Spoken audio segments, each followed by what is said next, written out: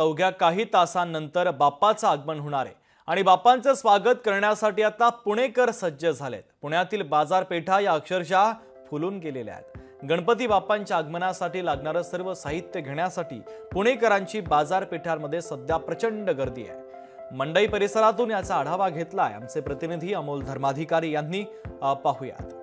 गणपती बाप्पाच्या आगमनाला अवघे काही तास उरलेले आहेत आणि पूर्णपणे पुण्यनगरी आता ही सजून गेलेली आहे। पुण्यातल्या मंडई भागामध्ये सध्या आपण आहोत आणि इथे उद्या बाप्पाच्या आगमनासाठी लागणारं जे काही साहित्य आहे ते घेण्यासाठी आता गर्दी आहे ते पुणेकर करू लागलेले आहेत। अगदी सकाळच्या वेळेसच पुणेकर या ठिकाणी सर्व साहित्य आहे ते सुद्धा घेण्यासाठी आहे।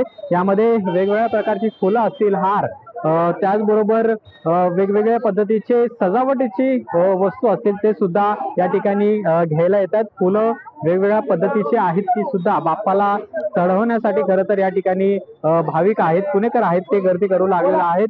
दुर्वा वेगवेगळ्या पद्धतीची आरस करण्यासाठी जे जे साहित्य गणपती बाप्पाच्या आगमनासाठी लागतं ते घेण्यासाठी पुणेकरांनी गर्दी केलेली आपल्याला पाहायला मिळते। सकाळची वेळ असूनही अनेक जण आहेत ते सध्या घराबाहेर पडलेले आहेत आणि गणपती बाप्पाच्या स्वागताला कोणतीही कमी जाणवू नये यासाठी प्रत्येक जण आहे तो खरेदी करण्यासाठी आता बाहेर पडलेला आहे। पूर्णपणे बाजारपेठा आहेत त्या सजून गेलेल्या आहेत। डेकोरेशन साठी सुद्धा लागणारं साहित्य आहे ते घेण्यासाठी आता पुणेकर हळूहळू घराबाहेर पडलेले आहेत आणि अवघ्या काही तासानंतर बाप्पांचं आगमन आहे ते प्रत्येकाच्या घरोघरी होणार आहे। दुसरीकडे सार्वजनिक गणेश मंडळांची तयारी सुद्धा पूर्ण झालेली आहे आणि तिथं सुद्धा आता लगबग वाढलेली आहे आणि पुण्यातल्या बाजारपेठा या अक्षरशः फुलून गेलेल्या पाहायला मिळत आहेत। अमोल धर्माधिकारी, लोकशाही मराठी, पुणे।